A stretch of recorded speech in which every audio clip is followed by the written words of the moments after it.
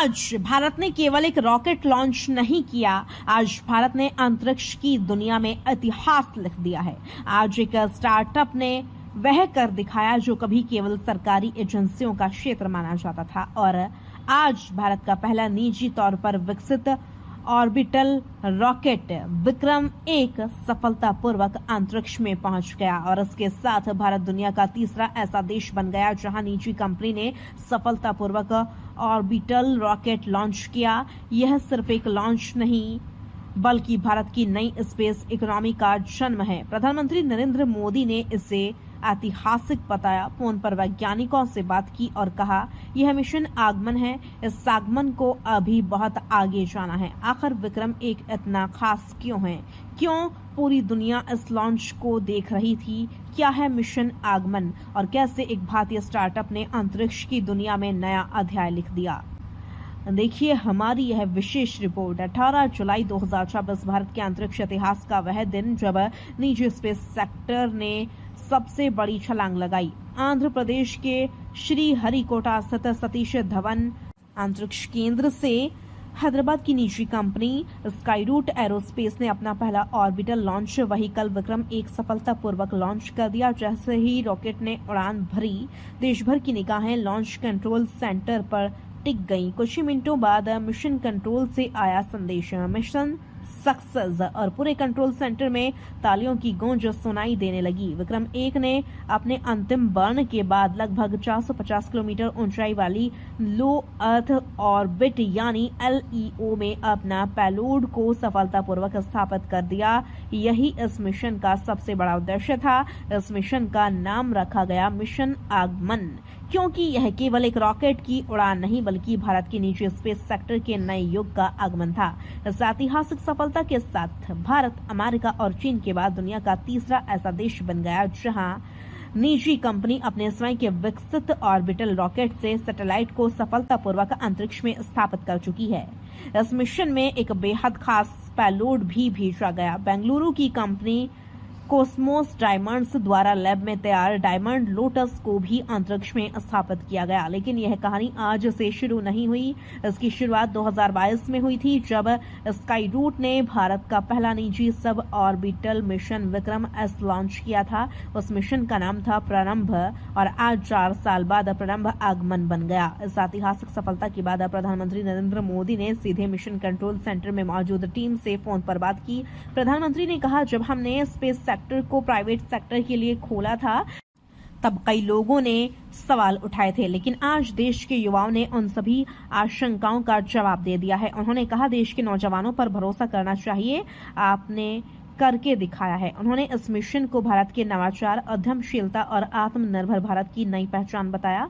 प्रधानमंत्री ने एक और भावुक बात कही। उन्होंने वंदे मातरम लिखा हुआ पोस्ट कार्ड स्काईरूट टीम को भेजा था, और स्काईरूट के CEO पवन कुमार चंदाना ने मुस्कुराते हुए कहा, सर आपका वंदे मातरम अब ऑर्बिट में है।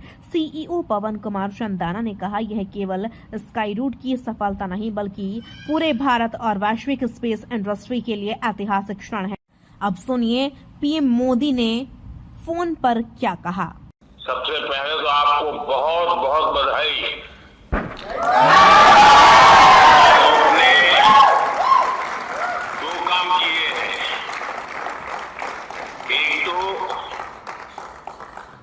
आसमान में नए पौधे गाड़ दिए हैं, और दूसरा जमीन में भी उस रूट्स को आपने मजबूती दी है जो देश के नौजवानों को आगे आने की प्रेरणा देगी।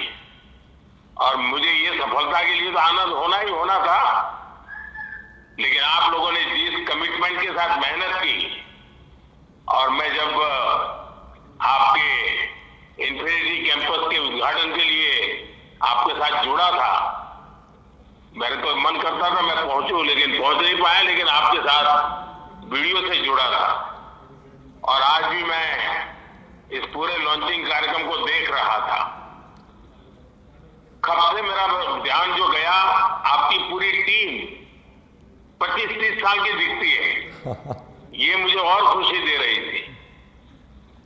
शुरू में आपके चेहरे पर चिंता भी नजर आती थी, लेकिन फिर मैं देख रहा था कि खुशियों से माहौल को, आपकी पूरी टीम को इस महत्वपूर्ण निर्णय के लिए और महत्वपूर्ण सफलता के लिए मैं बहुत बहुत बधाई देता हूं। जब हम स्पेस को प्राइवेटाइज करना चाहते थे तब मेरे सामने कई सारी आशंकाएं रखी गई थी कि ये तो हो नहीं सकता, कैसे करोगे, वैसे करोगे, लेकिन मैं इसको आगे बढ़ता ही गया। अब आपके कारण मेरे उस निर्णय को ताकत मिल गई है। अब मेरी टीम भी स्वीकार करेगी, यहां देश के नौजवानों पर भरोसा करना चाहिए, उनको काम देना चाहिए और वो करके दिखाते हैं। आपने काम करके दिखाया है। मैं आपकी और आपकी टीम को फिर से एक बार बहुत बहुत बधाई देता हूं।